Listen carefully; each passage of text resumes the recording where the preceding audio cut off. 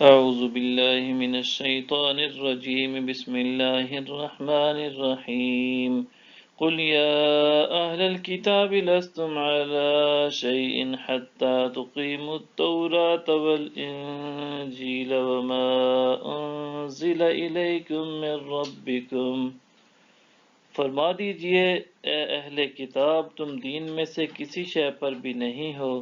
یہاں تک کہ تم تورات اور انجیل اور جو کچھ تمہاری طرف تمہارے رب کی جانب سے نازل کیا گیا ہے نافذ اور قائم کر دو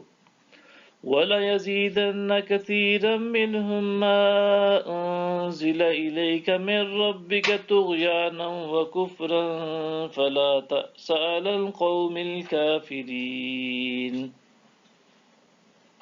اور جو کتاب آپ کی طرف آپ کے رب کی جانب سے نازل کی گئی ہے یقیناً ان میں سے اکثر لوگوں کو حسداً سرکشی اور کفر میں بڑھا دے گی سو آپ گروہ کفار کی حالت پر افسوس نہ کیا کریں ان الذين آمنوا والذين هادوا والصابئون والنصارى من آمن بالله واليوم الآخر وعمل صالحا فلا خوف عليهم ولا هم يحزنون بے شک خود کو مسلمان کہنے والے اور یہودی اور صابی یعنی ستارہ پرست اور نصرانی جو بھی سچے دل سے تعلیمات محمدی کے مطابق اللہ پر اور یوم آخرت پر ایمان لائے اور نیک عمل کرتے رہے تو ان پر نہ کوئی خوف ہوگا اور نہ وہ غمگین ہوں گے لقد أخذنا ميثاق بني إسرائيل وأرسلنا إليهم رسلا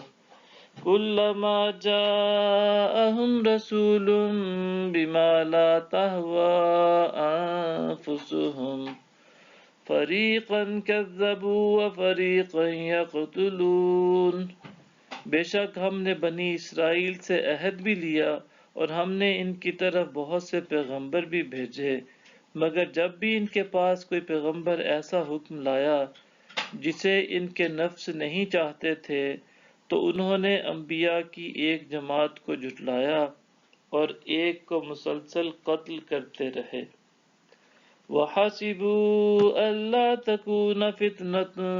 فَعَمُوا وَصَمُّوا ثُمَّ تَابَ اللَّهُ عَلَيْهِمْ ثُمَّ عَمُوا وَصَمُّوا كَثِيرٌ مِّنْهُمْ وَاللَّهُ بَصِيرٌ بِمَا يَعْمَلُونَ اور وہ ساتھ یہ خیال کرتے رہے کہ انبیاء کے قتل و تکذیب سے کوئی عذاب نہیں آئے گا سو وہ اندھے اور بہرے ہو گئے تھے پھر اللہ نے ان کی توبہ قبول فرما لی پھر ان میں سے اکثر لوگ دوبارہ اندھے اور بہرے یعنی حق دیکھنے اور سننے سے قاصر ہو گئے